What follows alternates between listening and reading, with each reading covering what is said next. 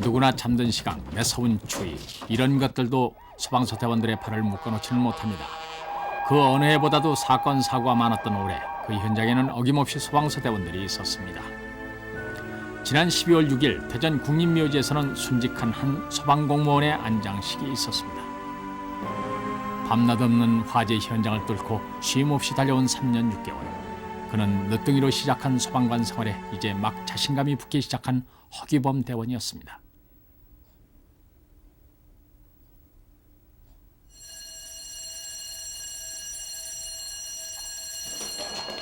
(94년 6월 1일) 오후 4시 58분 오전 내내 출동이 없었던 터라 사이렌 소리가 유난히 크게 들렸던 그날 소방대의 선임자였던 허기범 대원은 나머지 동료들과 함께 급히 현장으로 향했습니다.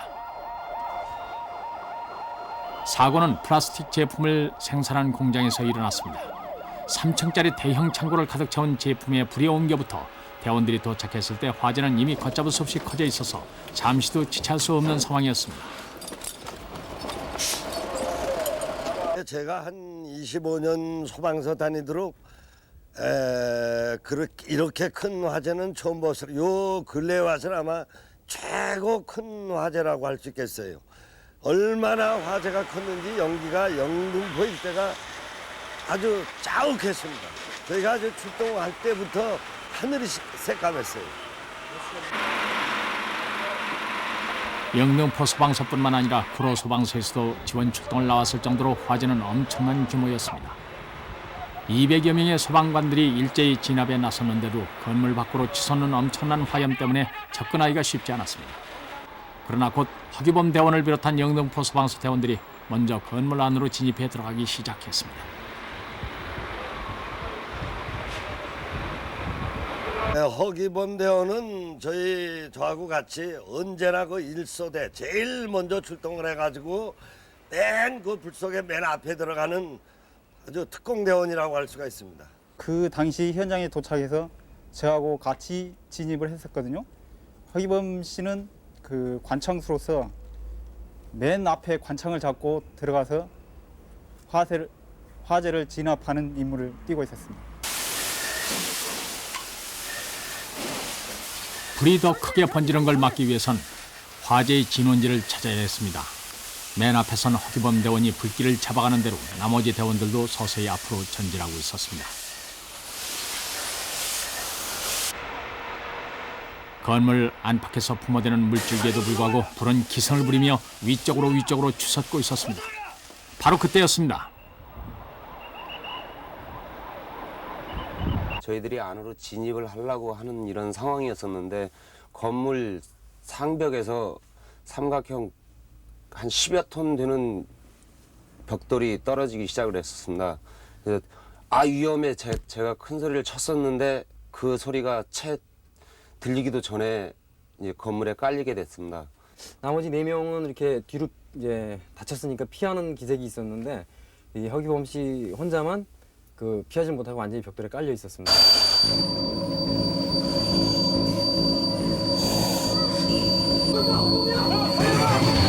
소방대원들의 바로 뒤를 따르던 구조대원들이 혼자 쓰러져 있는 허기범 대원을 발견했습니다. 머리를 맞은 듯 허 대원은 전혀 의식이 없는 채 피를 많이 흘리고 있었습니다.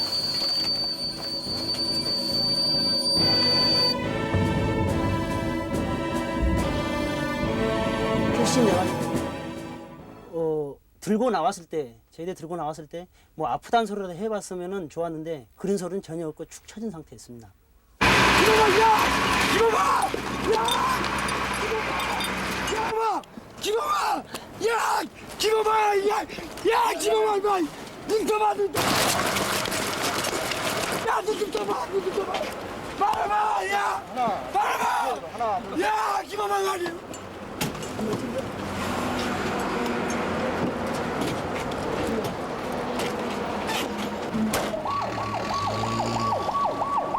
병원도 다 떨어진 상태고 호흡도 완전 맥박도 뛰지 않았어요. 둘, 셋, 넷, 다섯. 기범아! 사고 현장에서 가장 침착해야 할 대원들이 이날만큼 당황한 적은 없었을 것입니다.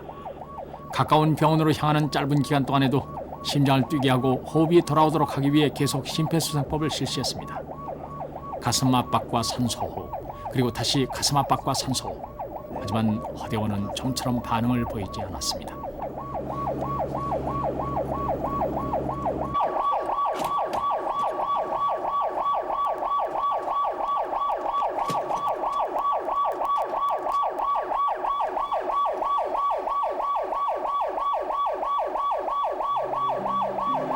병원에 도착하자마자 허대원에겐 즉시 정밀검사와 심폐소생을 위한 조치가 병행되는데 다른 부분보다도 머리에 입은 상처가 치명적인 것 같았습니다.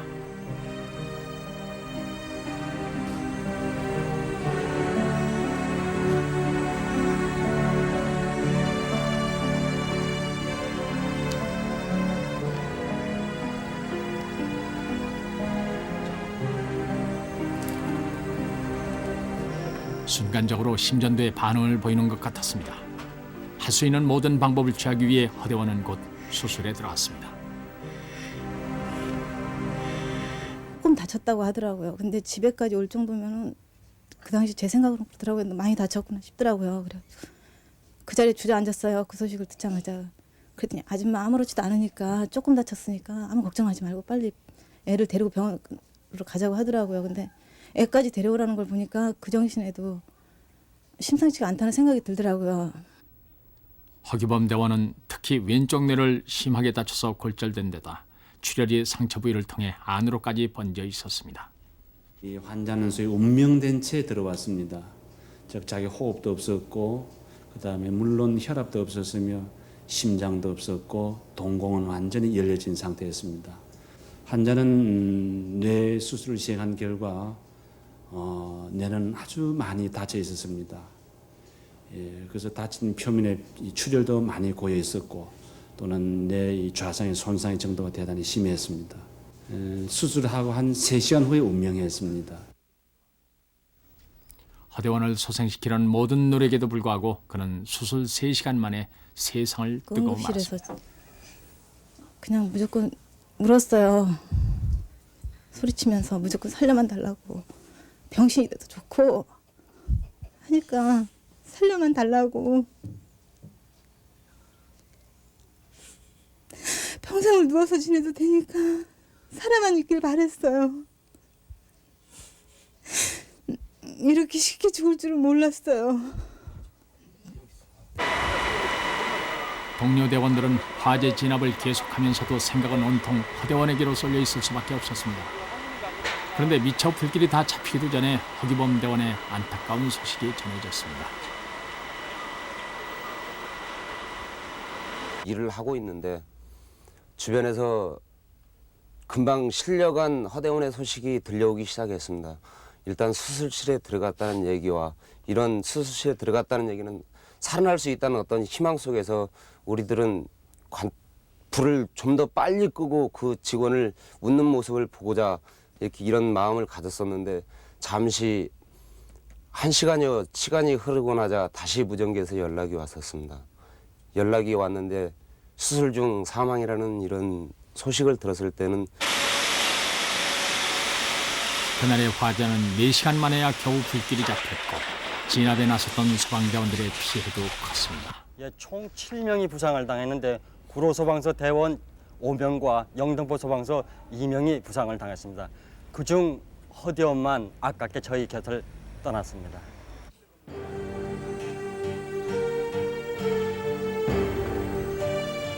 영등포 소방서의 동료들에게는 6개월 전 화재 현장에서 방화복을 그대로 입은 채 곁을 떠나간 허대원의 모습이 마지막이었습니다. 뒤늦게 결심한 소방관이 바로 천직이라며 누구보다도 열심히 했던 허기범 대원은 그렇게 영원한 소방관의 모습으로 동료들 속에 남아있는 듯합니다.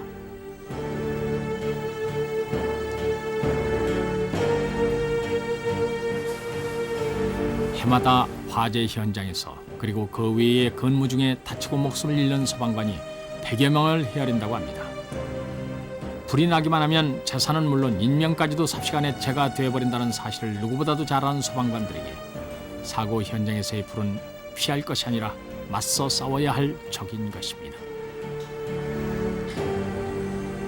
우리 허기범 대원만큼은 너무 착해가지고 우리가 이 안에서 장비 점검을 한다든가 기타 우리가 훈련할 때도 가장 모범적이라고 할 수 있고 너무 그 근무에 성실해서 참 우리들도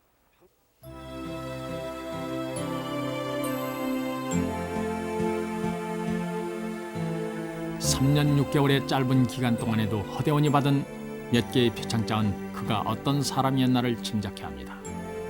그는 다니던 직장을 그만두고 소방관이 되길 자처한 사람답게 모범적인 공무원이었습니다. 이제 원래 참 학교 졸업 맞고 군대 갔다 오고 그러고 대우그룹에 몇 년쯤 입사해서 다녔습니다. 근데 이제 제가 국가공무원에 거식하면은 뭐 생활 거시기도 좀 낫겠고 애들한테도 교육상에도 좋고 하니까 어느 날 지가 소방 거시기 시험을 봐가지고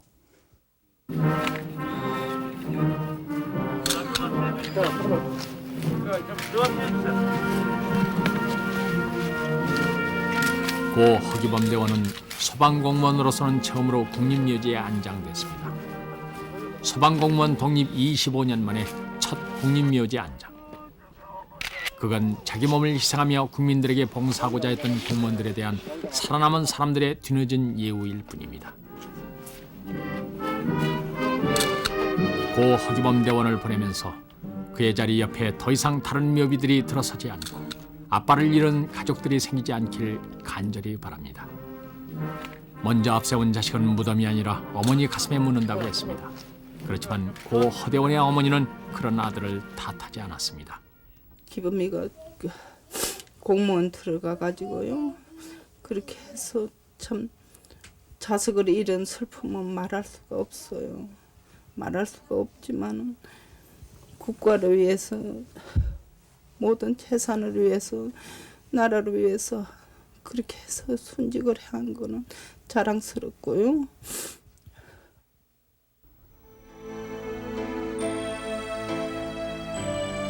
국민의 봉사는 소방공무원으로서 한 점 부끄러움 없이 살다간 고 허기범 대원. 이제 그의 이름은 개인의 이름으로만 남지는 않을 것입니다.